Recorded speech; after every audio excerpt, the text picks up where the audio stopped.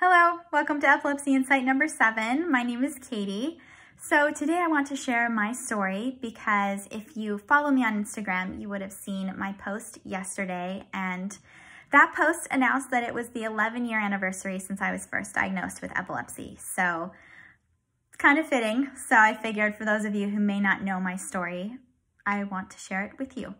So I was first diagnosed in 2009 when I was 15. It was 2 weeks before my 16th birthday. So terrible timing, absolutely terrible and so crazy. I was actually at a friend's house when it happened. I had forgotten something at home, and so my brother came over to the house too. And so it was my brother, my friend, and I all of a sudden just had a seizure. It was probably around 8 o'clock at night. And it was the very first seizure I've ever had in my life, and completely unexpected, completely out of nowhere. In fact, my brother and my friend actually thought I was joking around.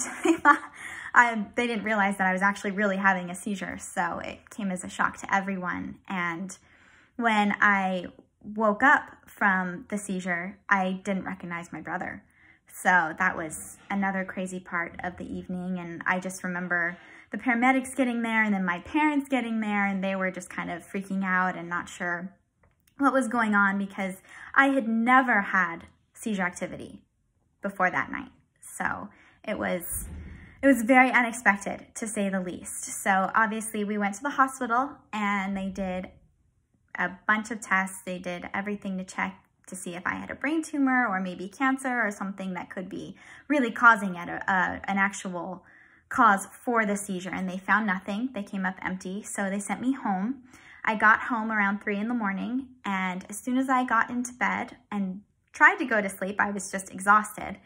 I had another seizure. So back to the hospital we went, and they ran some more tests, and still they came up with nothing. They had no answers for me. They had really no solution for me except for medication, and we just had to take it and go. I mean, we had no experience with something like this. I had no experience with seizures. I hardly even knew what a seizure was. I'd only seen my dog have one, and that was all that I knew about it. So when someone told me I had a seizure, I was like, wait, what?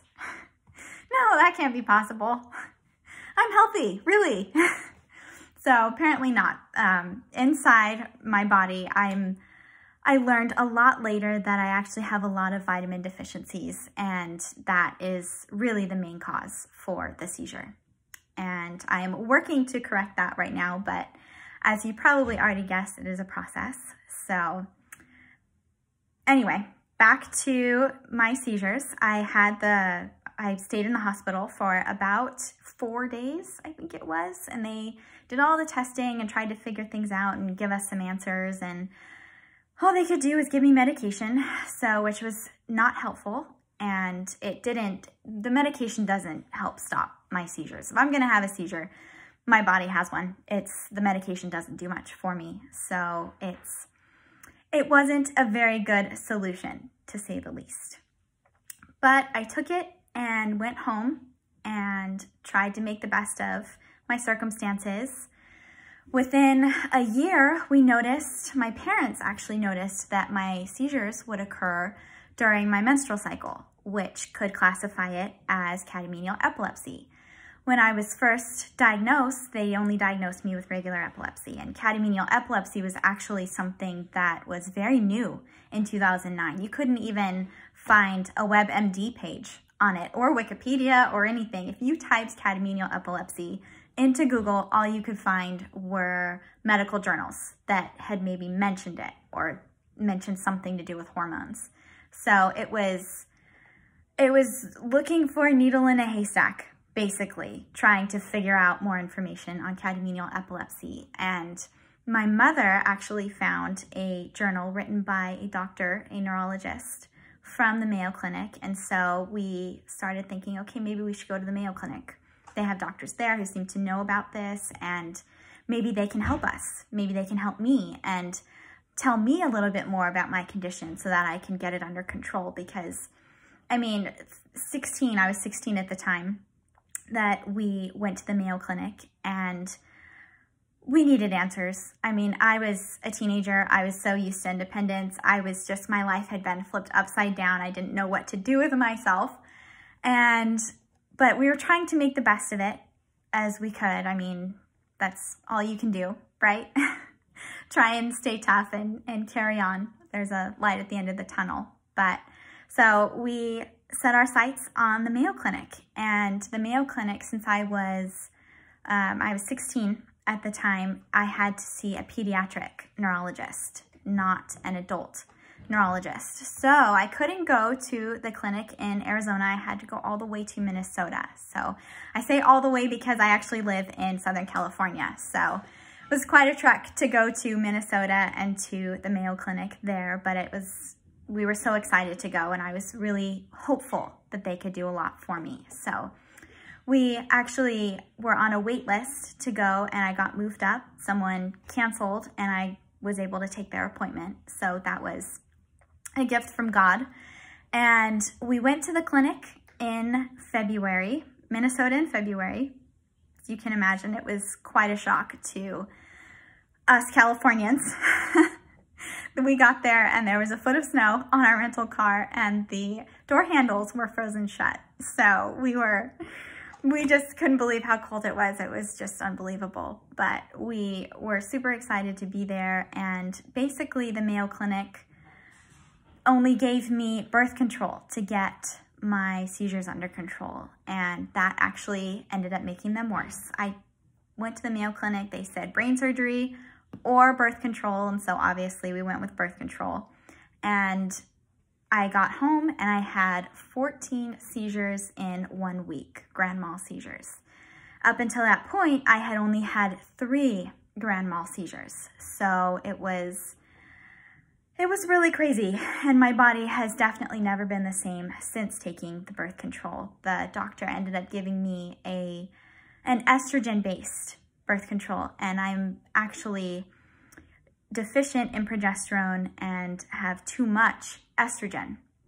So that was the wrong move, too. I don't know, looking back on it, I'm thinking, how did we not see that? Because if I saw that it was estrogen-based, I would have said, hey, can we get a progesterone-based one? But hindsight's 20/20, and looking back, I would have done quite a few things differently, including not taking the birth control. So after the birth control, we went holistic. I have been doing holistic medicine ever since then, and it has actually worked out really, really well. I have found a lot of healing through holistic medicine. I've discovered a vitamin D deficiency, that I have an extreme deficiency. And I've also discovered the MTHFR gene mutation, which you can have 2 or you can have just 1. It's a compound or a single gene mutation, and lucky me, I happen to have the compound, so I have both. Double whammy there, and it seems like it could be the cause for my epilepsy. So up until this point, we have basically just been doing vitamin supplements, trying to fix and correct the issues that we know of and try to discover more of the issues if there are any. So it's a roller coaster. Life is never boring with epilepsy, and I am still having partial and grand mal seizures, or tonic-clonic seizures if you prefer that term. And right now, we are basically just trying to learn more about the gene mutation and learn how to correct it. So it has been 11 years, but it has been a really amazing 11 years. I've got to spend so much time with my family, and I'm so grateful for that, because I was one of those who was ready to go to college when I was in like 10th grade. I'm like, okay, I'm ready to go. I'm ready to be independent and live on my own now. So it was quite a shock to have to stay home, and especially with my siblings who are independent now and do their own thing and still stay at home. But I am so grateful for my family and the effort that they have put into helping me and the support that they have provided me. So it's been really, really amazing having them here and having them part of this whole thing, just being here for me. They are just so kind, even when I am not. Because as you can imagine, a hormone imbalance, yes, that does affect your emotions. So can make you grumpy, just as PMS does. So anyway, this is basically my story. And for those of you who have epilepsy or who have just been diagnosed, you are stronger than you realize. I just want to say that. If someone told me that I was going to be diagnosed with epilepsy, I would have thought, no, there's no way I could handle this. But you can. You can handle this and you can get through this, and it's only a matter of time. So if you have any questions for me about my story, please comment below. And thanks for watching.